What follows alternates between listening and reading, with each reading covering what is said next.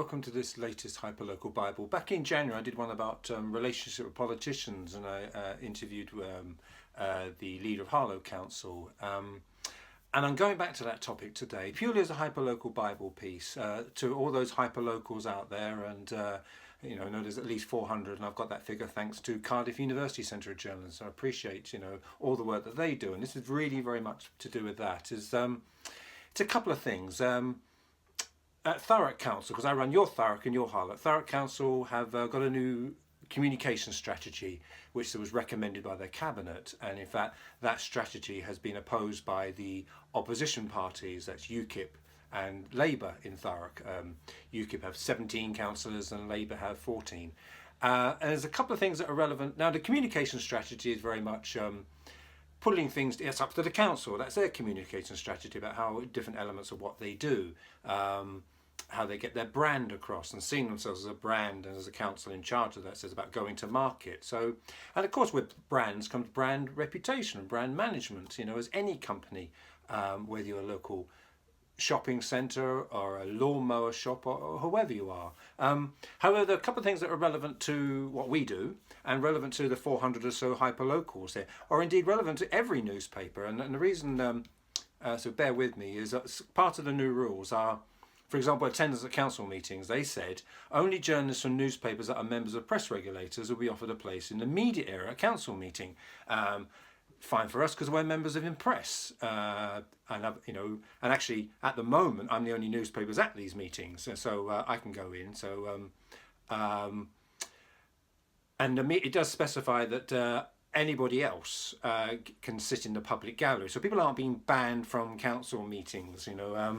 And it's actually just you can go into the public gallery area. However, that seems to fly in the face of the government guidelines, I understand, which about 4 or 5 years ago came out when Department of Community and Local Government, where again Cardiff know a lot more about that than I will. I have asked them that question, and the answer is in our, if you see on our story, etc. So that's that one. There's a contradiction there. I mean, actually, somebody said, "What about the Guardian?" The Guardian isn't a member of Ipso or Impress. So would the Guardian, if they turned up, not be allowed in to the council meeting or banned? So they have to go to the public gallery area, etc. That would be interesting.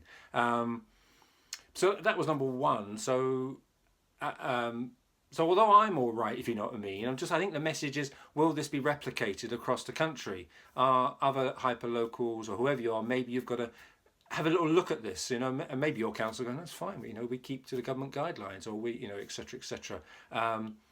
So there we are. So that's one.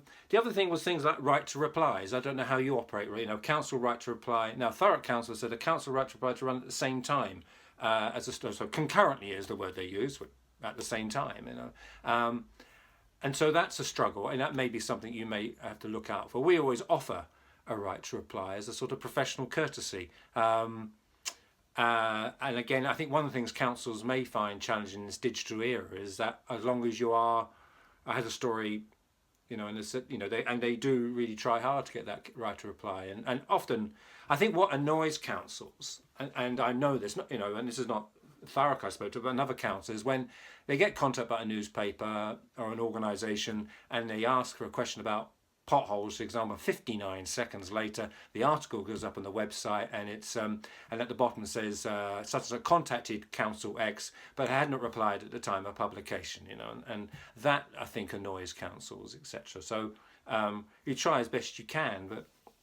And again, it depends. You can have all the systems you like, but if you've only got one communications officer running around, and I had one a couple of weeks ago that Friday afternoon, a reader contacted us in the park with the sun, lots of these legal high capsules. So 2 o'clock I got the story, wrote his story, asked council for a reply, and so Friday 3 o'clock asked for a reply. I got a reply on Tuesday afternoon, and so. Some people might say, well, do councils need to decide, are they all singing or dancing 24/7 digital strategy? Or are you still acting like a bank in the 19 whenevers that is closing at 3 o'clock on a Friday, not opening up until, when it's a bank holiday, not opening up until Tuesday? So there's a challenge. But these are all things I'm not inward looking. I'd like to think I'm giving right to replies. Not saying I always get it right, but these are things, again, you may need to look out for. And the third part, again, which you may want to have a reflect upon, is failure to adhere to codes will mean the council not engage and recognise the organisation and or journalists as media for a period of time determined by the council. So get banned. If your headline isn't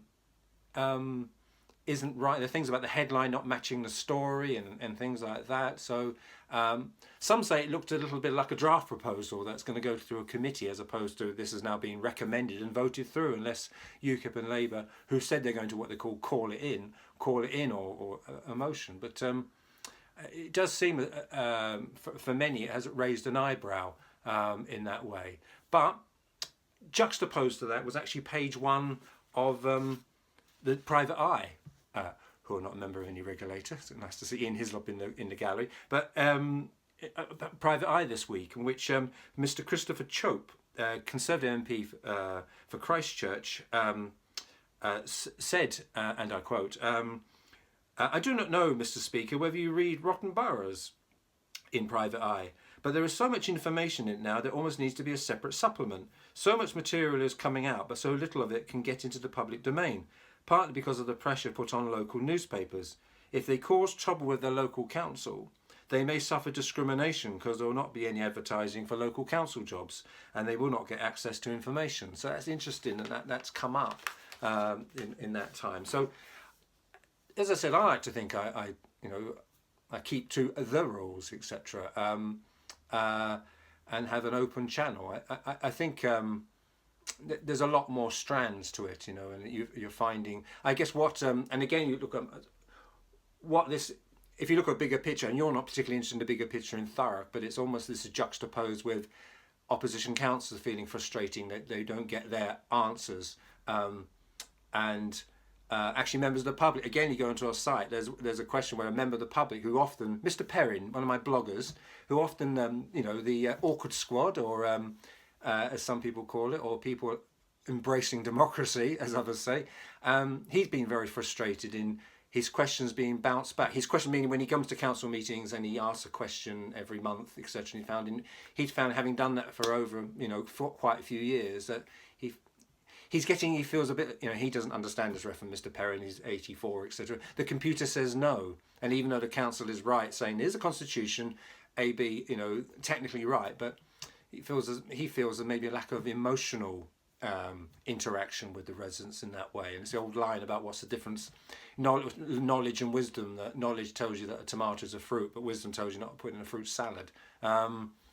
So we've got officers and members. And actually what happened, and again, the film is on our site, and I'll put it, on this piece of Hyperlocal, is that when the mayor said there's no, at a recent council meeting, said there's no questions from the members of the public this month. The opposition stood up to point of order, Madam Mayor. There were questions, but these were rejected. And as she said that, and it's in our film, Mr. Perrin stood up with a gag and then had a sign saying "gagged by the council." So there's that theme. Now, this may be happening in other councils, etc., etc. They may be right. I don't know, and it's not a point about right or wrong. It's just very much flagging this up to the hyperlocal community about what is going on, what I'm seeing, etc., what we're reporting on, and